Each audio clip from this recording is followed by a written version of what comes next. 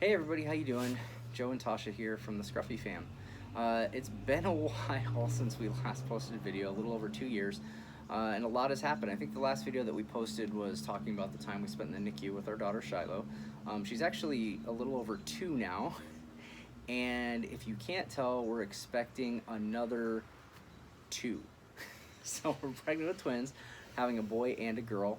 And the reason we started our channel back up again was we actually purchased a home in the town that we lived in, and part of the purchase of this home was an amazing opportunity for us to Urban Homestead. It's something that Tasha and I have been passionate about, something that we have talked about since we've been together, and it's something we've always wanted to work towards, but we've always lived in either rentals or apartments, and we needed to do container gardening because we couldn't do any permanent structures for gardening. The really cool thing about this house, it actually belonged to one of our friends before who did an absolutely amazing job at maintaining a garden. When we moved in, some really cool things that we already had. There was already a chicken coop set up with a run. There were 2 raised beds. There was 1 in-ground, kinda, sorta bed. And then the front yard is a jungle of perennials.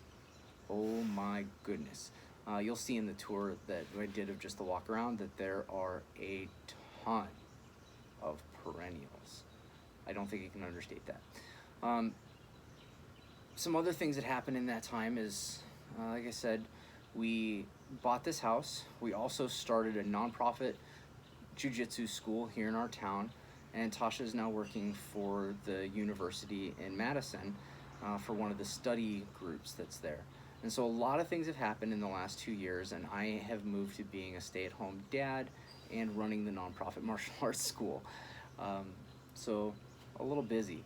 So we started off on this urban homesteading thing. The very first thing we did once winter was done was we got 4 Rhode Island red chickens. Tasha, do you want to talk about the reds and why we got those? Yeah, so they're easy for backyard chicken keepers, especially for first timers who have no idea what they're doing with chickens, which would be us. Yeah, they lay a lot of eggs. I think it's like an average of 300 a year, so they're on the upper side as far as egg production. They're really friendly. Now, we did not know what we were doing, and they were not handled as much as they should have been. So they're not super tame.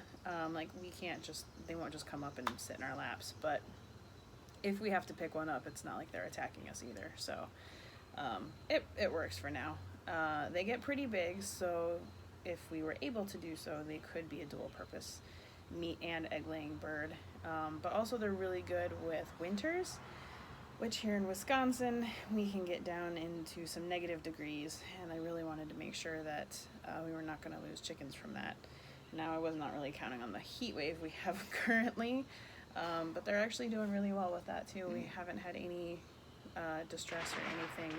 And today's the 5th of July, so I'm sure you'll hear the leftover fireworks going on. Neighbors, yeah, still celebrating. But yeah, no, they've been really great overall chickens so far. I would definitely look at getting the breed again.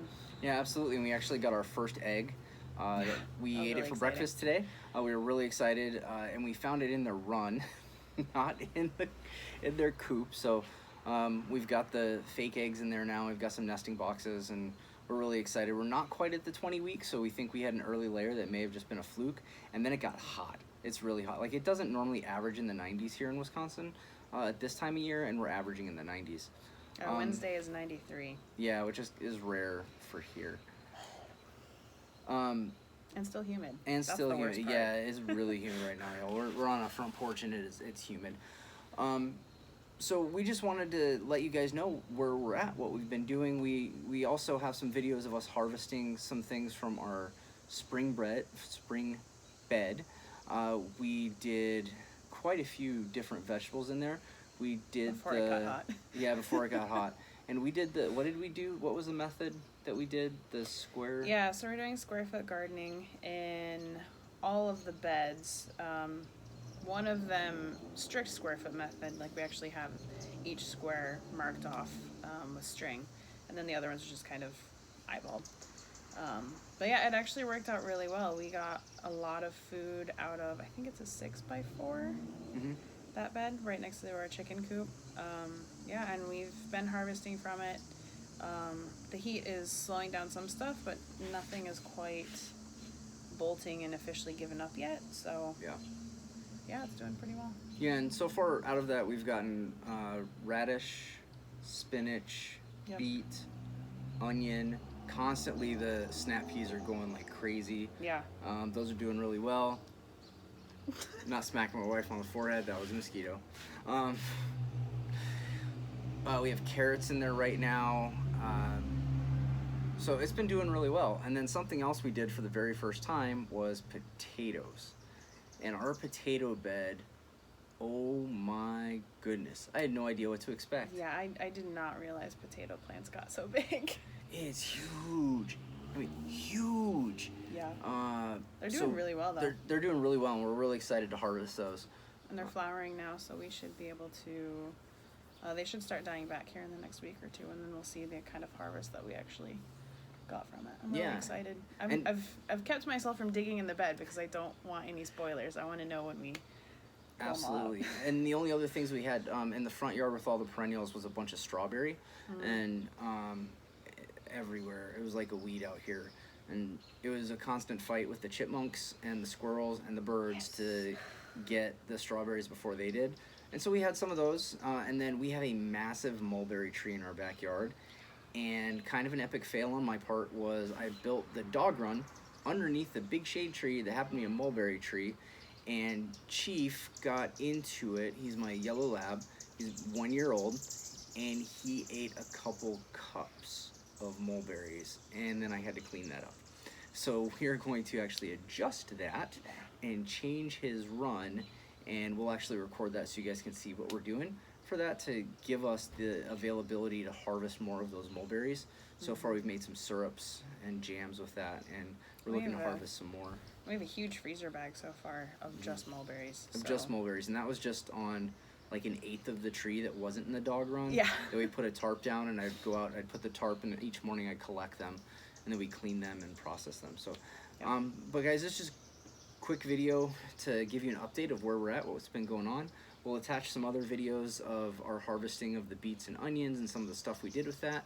And then coming up, probably in our next video, we're going to do a garden tour for you so you can see what our garden looks like, our raised beds, our 2 in-ground beds that we have, and the perennial jungle that we have out front. Thank you so much, guys, for coming along with us. It's getting a little dark. The bats and birds are going a little crazy, and so are the mosquitoes, so we're going to get inside and beat that heat. We are going to start uploading 1 video a week. It's going to be on Mondays that we'll try to get those up. You can feel free to follow along with us at the Scruffy Fam on Instagram.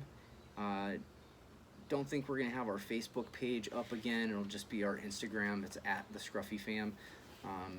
And then also our YouTube channel. So thank you so much for your support. Please follow us, give it a like, and we'll have a lot more urban homesteading content coming along. So thank you guys, and we'll see you soon.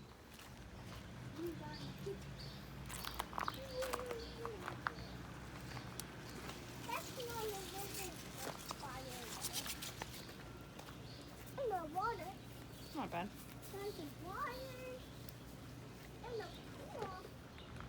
What do you think, Mama? It is pretty good. This variety definitely emphasizes the tops. Yeah, what was the size of that last beet you got? How big is that in your hand? Yeah. That's Pretty good size. beet. But then, you know, you've got like 3 feet of greens. Heck yeah.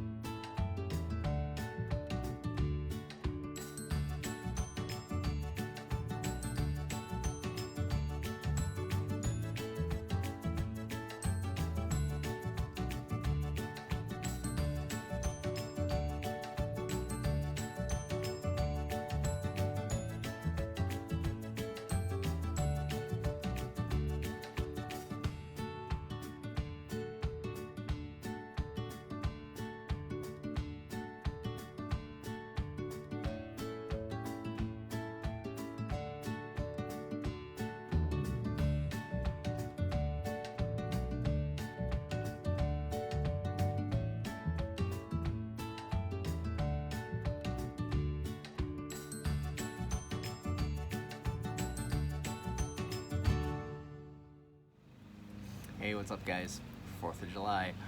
So we got some fireworks. We've only got 2 of the kiddos with us, but they're both little, so we're not doing anything too crazy.